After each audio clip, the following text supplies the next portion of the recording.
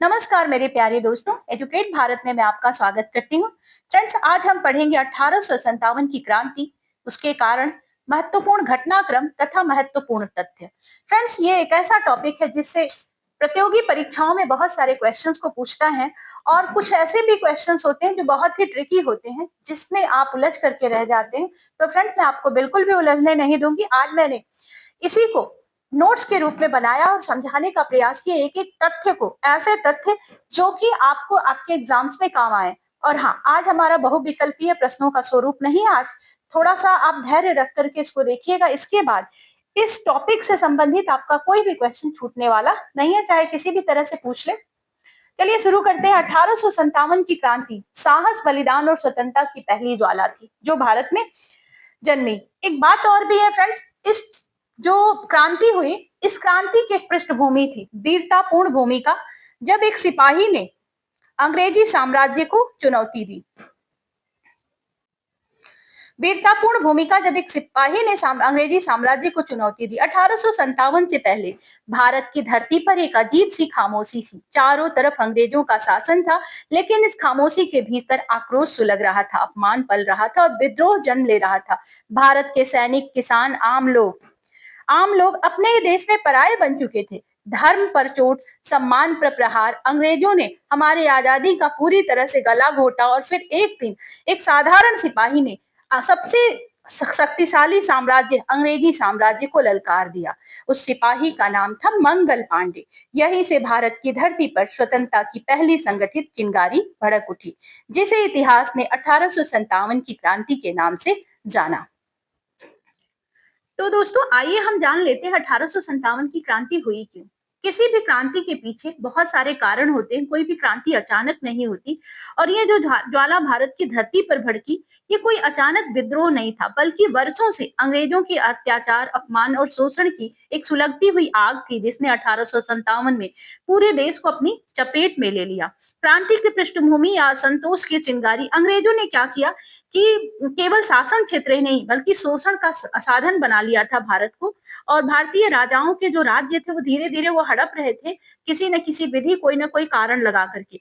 किसानों पर उन लोगों ने भारी टैक्स लगाया और कारीगरों के जितने भी उद्योग थे या जितनी भी हमारी इंडस्ट्रीज थी, उनको इन लोगों ने बर्बाद कर दिया। भारतीय सैनिकों, सिपाहियों के साथ इन लोगों ने अपमानजनक व्यवहार किया, अंग्रेजों ने। और जो भी आपके सैनिक थे, इंडियन जो सैनिक थे, आर्मी में इन्होंने भर्ती की, उनके साथ बहुत ही बुरा बर्ताव था और अफसर के रूप में इनकी कहीं भी भर्ती नहीं होती थी। धीरे धीरे इस असंतोष ने क्रांति का रूप लेना शुरू कर दिया। बैरकपुर से पहली चिंगारी उठी मंगल पांडे जी। 29 मार्च 1857 को बैरकपुर की छावनी, बंगाल में, यहीं से इतिहास ने करवट ली और मंगल पांडे एक साधारण से सिपाही थे, जिन्होंने अंग्रेजों के अन्याय के विरुद्ध ये खड़े हो गए और उन्होंने नई एनाफील्ड राइफल के कारतूसों का विरोध किया। हाँ, ऐसा कहा गया कि वो जो राइफल में डालने वाले कारतूस थे, उनको दांतों से खोलना पड़ता था। इन कारतूसों में गाय और सुअर की चर्बी लगे होने की अफवाह थी। और ये जो गाय और सुअर की चर्बी है, ये दोनों, हिंदू मुसलमान दोनों के धर्मों की भावनाओं पर सीधा सीधा प्रहार था। मंगल पांडे जी ने अंग्रेज अफसरों के ऊपर इस कारण गोली चलाई। अब बात कर लेते हैं वो कौन से अफसर थे। कारण ये है कि आपसे क्वेश्चन पूछता है कौन से अफसर थे जिनको इसमें घायल किया गया या मंगल पांडे जी की गोली का शिकार बन गए, तो उनकी बात कर लेते हैं, ये कौन लोग थे।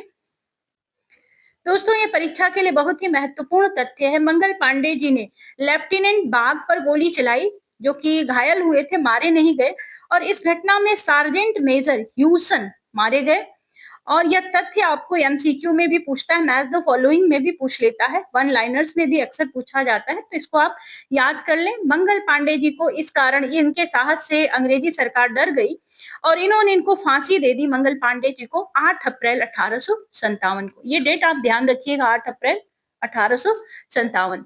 अंग्रेजों ने समझा कि इससे ये विद्रोह समाप्त हो जाएगा, क्योंकि मंगल पांडे जी को फांसी दे दी गई तो बाकी भारतीय डर जाएंगे। लेकिन यह फांसी पूरे भारत में क्रांति की चिंगारी बन गई। दोस्तों, आइए हम देख लेते हैं इस क्रांति का विस्तार किस प्रकार होता है पूरे देश में।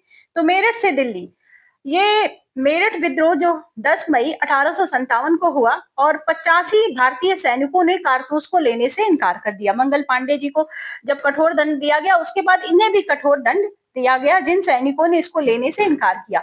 उसके बाद बाकी जो सैनिक थे वो भड़क उठे, सैनिकों ने जेल को तोड़ा। अंग्रेज अधिकारियों को मारने के बाद इन लोगों ने दिल्ली की तरफ चलने का निर्णय लिया और दिल्ली में बहादुर शाह जफर, दिल्ली के जो अंतिम मुगल सम्राट कहा जाता है इनको, बहादुर शाह जफर को, इन्होंने प्रतीकात्मक नेतृत्व किया इस क्रांति का। इनको प्रतीकात्मक नेता माना जाता है। ध्यान रखिएगा, एग्जाम्स में अक्सर पूछता है, वास्तविक नेता नहीं थे ये। 1857 की क्रांति के प्रतीकात्मक नेतृत्व इनको दिया गया। बहादुर शाह जफर को सम्राट घोषित करना, 11 मई 1857 को ये जो सैनिक थे वो दिल्ली पहुंचते हैं और इसके बाद अंतिम मुगल सम्राट बहादुर शाह जफर द्वितीय को इन लोगों ने भारत का सम्राट घोषित कर दिया। परीक्षा में एक महत्वपूर्ण तथ्य ये पूछा जाता है कि बहादुर शाह जफर वास्तविक सत्ता के शासक नहीं थे तो वे प्रतीकात्मक या सिंबॉलिक नेता थे। उन्हें चुना गया क्योंकि मुगल वंश की वैधता और हिंदू मुस्लिम एकता का यह प्रतीक माने जाते थे और विद्रोह को एक राष्ट्रीय स्वरूप देना था, इसलिए इन सैनिकों ने इनको ही प्रतीकात्मक नेता के रूप में चुना। अब 1857 की जो क्रांति थी फ्रेंड्स, इस पर हम बात करेंगे। ये स्थानवार जो नेतृत्व करने वाले लोग थे वो अलग अलग थे। 1857 की क्रांति में दिल्ली में नेता कौन थे? बहादुर शाह जफर, क्योंकि आपसे मैच द फॉलोइंग में ये क्वेश्चन पूछता है। वास्तविक नियंत्रण विद्रोही सैनिक और स्थानीय जो नेता थे उन्हीं के हाथ में थी।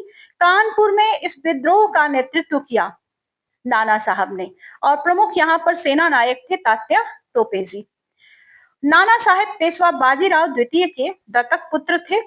आते हैं झांसी, तो झांसी में यहाँ पर नेता थी महारानी लक्ष्मीबाई या झांसी की रानी लक्ष्मीबाई। इसका कारण ये था कि ये डॉक्ट्रिन ऑफ लैप्स या राज्य हड़प नीति के तहत अंग्रेजों ने एक नियम बनाया, डॉक्ट्रिन ऑफ लैप्स। उसमें क्या था कि जिसका भी कोई उत्तराधिकारी अपना पुत्र नहीं होगा या आपके पास दत्तक पुत्र है तो उसका राज्य अंग्रेजी साम्राज्य में मिला लिया जाएगा। झांसी की रानी ने स्वयं कहा, मैं अपनी झांसी नहीं दूंगी, और बड़ी ही वीरता के साथ ये लड़ी। तो ये झांसी से नेतृत्व महारानी लक्ष्मीबाई ने किया। आगे चलते हैं अवध में। तो अवध में यहाँ पर बेगम हजरत महल ने नेतृत्व किया क्योंकि इनके पुत्र को बंदी बना लिया गया था और इनके पति को भी हटा दिया गया था सत्ता से। इस वजह से इन्होंने उस विद्रोह का नेतृत्व किया। आगे चलते हैं 1857 की विद्रोह में। बिहार में जगदीशपुर एक जगह है जहां से नेतृत्व किया कुंवर सिंह ने, और ये 85 वर्ष के वृद्ध व्यक्ति जिन्होंने बड़ी ही वीरता के साथ अंग्रेजों के साथ लड़ाई लड़ी। मध्य भारत में प्रमुख सेना नायक थे तात्या टोपे। अब 1857 की क्रांति से जुड़े हुए महत्वपूर्ण तथ्य, तो एक क्वेश्चन बहुत ज्यादा पूछता है फ्रेंड्स। वो क्वेश्चन ये है कि प्रथम स्वतंत्रता संग्राम इस क्रांति को किसने कहा? तो बी.डी. सावरकर ने कहा। और कहाँ कहा, किस पुस्तक में कहा, तो वो भी मैं आपको बता देती हूँ। हाँ तो फ्रेंड्स ध्यान से देखिएगा, बी.डी. सावरकर ने एक पुस्तक 1909 में लिखी। कब लिखी? 1909 में। और the Indian war of independence 1857, पहली बार 1857 को इन्होंने first war of Indian independence कहा। और इसके बाद आपसे क्वेश्चन पूछता है सिपोई म्यूटिनी किसने कहा? तो अंग्रेज इतिहासकारों में एक इतिहासकार थे सर जॉन लॉरेंस, इन्होंने सिपोई म्यूटिनी के नाम से इसको बुलाया और ब्रिटिश रिकॉर्ड्स में इसको मिलिट्री रिवोल्ट कहा जाता है। ये सवाल यहाँ से बनता है फ्रेंड्स, 1857 का जो विद्रोह है स्वतंत्रता संग्राम, यह अलग अलग दृष्टिकोण पर निर्भर करता है। आपको दृष्टिकोण दे देगा और उसके बाद इतिहासकारों के मतों को लिखने को कहेगा। ये देख लीजिए आप, थोड़ा सा इस तरह से क्वेश्चन पूछता है। बी.डी. सावरकर प्रथम स्वतंत्रता संग्राम, आर.सी. मजूमदार न तो राष्ट्रीय और न ही स्वतंत्रता संग्राम, मजूमदार साहब ने ऐसा कहा। एस.एन. सेन ने कहा राष्ट्रीय भावना मौजूद थी, और ब्रिटिश इतिहासकार इसको सिपोई म्यूटिनी या सिपाही विद्रोह के नाम से जानते हैं। अक्सर ये यूपीएससी में मैच द फॉलोइंग के रूप में आ जाता है। क्वेश्चंस में एक चीज और भी पूछ लेता है, मंगल पांडे से जुड़ा हुआ, तो 29 मार्च 1857 और फांसी 8 अप्रैल 1857। मेरठ विद्रोह 10 मई को। जैसे ही उनको फांसी दी गई उसके बाद ये विद्रोह भड़क उठा और दिल्ली से नेतृत्व बहादुर शाह जफर। प्रथम स्वतंत्रता संग्राम किसने कहा? बी.डी. सावरकर। महत्वपूर्ण फैक्ट मैंने आपके सामने रख दिए हैं, ध्यान से देख लीजिए। अब आगे बढ़ते हैं। प्यारे दोस्तों, अब आइए हम ये देख लेते हैं कि बहादुर शाह जफर, जिसको प्रतीकात्मक नेता के रूप में सैनिकों ने माना, उनके साथ क्या हुआ और अंग्रेजों ने इनके साथ क्या किया। 1857 की क्रांति सबसे महत्वपूर्ण केंद्र जो था वो दिल्ली था, और यहीं से विद्रोह को एक प्रतीक और पहचान मिली। लेकिन अंग्रेजों ने धीरे धीरे विद्रोह को दबाना स्टार्ट कर दिया। तो सबसे पहले दिल्ली पर पुनः अधिकार किया गया। दिल्ली पर अंग्रेजों ने पुनः जब कब्जा कर लिया, तो अंग्रेजों ने भारी सैन्य बल के साथ दिल्ली पर आक्रमण किया, और कई महीनों का संघर्ष लगा। बहुत आसानी से नहीं हो गया दोस्तों, क्योंकि उस समय सैनिकों के साथ साथ आम जनता भी इस विद्रोह में भाग ले रही थी। 1857 में दिल्ली पर दोबारा अंग्रेजों का कब्जा हो गया। ये बड़ा ही कठिन रहा अंग्रेजों के लिए। अब आते हैं बहादुर शाह जफर का अंत किस प्रकार हुआ। तो दिल्ली पर अधिकार के बाद अंग्रेजों ने बहादुर शाह जफर को हुमायूं के मकबरे से गिरफ्तार किया, और उन पर विद्रोह का आरोप लगाया गया। एक सैन्य मुकदमा भी चलाया गया, और सबसे महत्वपूर्ण तथ्य यह है कि इनको कहाँ छोड़ दिया गया, तो रंगून, म्यांमार। वर्तमान में ये म्यांमार कहा जाता है, उस समय इसको रंगून वर्मा कहा जाता था। रंगून इसकी राजधानी थी। वहां भेज दिया गया, म्यांमार में। और 1862 में 1862 में यहीं पर इनकी मृत्यु हो गई। और आज भी इनका जो मकबरा है वो रंगून में ही है, म्यांमार में ही। इसके साथ ही साथ मुगल वंश का स्थायी अंत हो गया। 1857 की क्रांति का दमन दिल्ली, कानपुर, झांसी और लखनऊ एक एक करके अंग्रेजों के नियंत्रण में धीरे धीरे आ गए। प्रमुख नेता मारे गए या तो गिरफ्तार हो गए। विद्रोह को क्रूरता से कुचल दिया गया। इस प्रकार 1857 की क्रांति असफल हो गई। लेकिन इसकी असफलता के कुछ कारण थे। परीक्षा के दृष्टिकोण से ये बहुत ही महत्वपूर्ण टॉपिक है। आप थोड़ा सा इसके कारणों को देखिएगा। संगठित और राष्ट्रीय नेतृत्व का अभाव था। कोई ऐसा नेता नहीं था जो पूरे देश को एक कर सके या एकता के सूत्र में बांध सके। क्रांति का कोई केंद्रीय नेतृत्व नहीं था। अलग अलग क्षेत्रों में अलग अलग नेता थे। सभी के लक्ष्य, सबसे महत्वपूर्ण बात ये थी कि इन नेताओं के जो लक्ष्य थे और रणनीति थी वो एक जैसी नहीं थी। इसी कारण इस क्रांति को एक सही डायरेक्शन नहीं मिल सका। प्रतीकात्मक नेतृत्व की सीमा पर बात कर लेते हैं। तो बहादुर शाह जफर जो थे केवल प्रतीकात्मक नेता थे। उनके पास न तो कोई सेना थी, न कोई धन था, और न ही किसी भी अपने साम्राज्य पर प्रशासनिक नियंत्रण था। इससे विद्रोह को ठोस नेतृत्व नहीं मिल पाया, क्योंकि किसी भी लड़ाई को लड़ने के लिए आपके पास सेना और धन होना बड़े ही अनिवार्य है। आधुनिक हथियारों और संसाधनों की कमी। आप सभी जानते हैं उस समय जो भी मॉडर्न हथियार थे या वेपन्स थे वो सब अंग्रेजों के पास थे। लेकिन हमारे जो ये सैनिक थे, इंडियन जो आर्मी वाले थे, इनके पास ऐसा कुछ नहीं था। पुराने हथियारों से लड़ रहे थे। अंग्रेजों के पास आधुनिक बंदूकें, तोपें और प्रशिक्षित सेना थी। सैन्य असंतुलन बहुत बड़ा कारण था इस विद्रोह के असफल होने का। पूरे भारत में समान रूप से विद्रोह नहीं हुआ। मुख्यतः यह विद्रोह उत्तर और मध्य भारत तक ही सीमित रहा। बंगाल, दक्षिण भारत और पश्चिम भारत इसमें शामिल नहीं हो सके। और कुछ तो राज्य ऐसे थे जो कि जिन्होंने अंग्रेजों का साथ देना ही जरूरी समझा, और ये भी इस असफलता का, 1857 की क्रांति की असफलता का कारण बन गया। यह एक राष्ट्रीय स्तर का पूर्ण आंदोलन नहीं बन पाया। शिक्षित और मध्यम वर्ग का समर्थन न मिलना। उस समय शिक्षित वर्ग, बुद्धिजीवी वर्ग या व्यापारी वर्ग जो था इस क्रांति से दूर रहा, क्योंकि उनका मानना था अंग्रेजों से हमारे देश को लाभ मिल रहा है, हानि नहीं हो रही है। कई भारतीय शासकों का अंग्रेजों के साथ देना। कुछ राजा और नवाब अंग्रेजों के पक्ष में खड़े रहे। मैंने पहले अभी आपको बताया, सैनिक सहायता और संसाधनों से इन लोगों ने सहायता की अंग्रेजों की। इस वजह से अंग्रेजों की स्थिति और भी ज्यादा स्ट्रांग हो गई।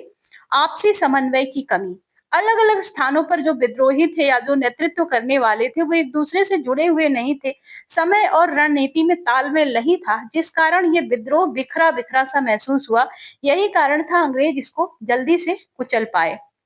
अब दोस्तों ये देख लेते हैं कि इस क्रांति का महत्व क्या है या इस क्रांति का प्रभाव क्या पड़ा।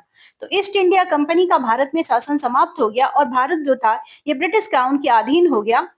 और इसके बाद भारत में इस क्रांति ने राष्ट्रीय चेतना का या नेशनलिज्म का जो विस्तार था उसको किया। क्यों? क्योंकि इससे पहले भारत की जनता अब तक सोई हुई थी। अंग्रेजों के अत्याचार को अपना भाग्य मान करके लोगों ने उसको झेलना अपना भाग्य मान लिया था। आगे राष्ट्रीय आंदोलनों की नींव पड़ गई। अब आपके लिए जो महत्वपूर्ण है परीक्षा के दृष्टिकोण से वो आप थोड़ा सा देख लीजिएगा।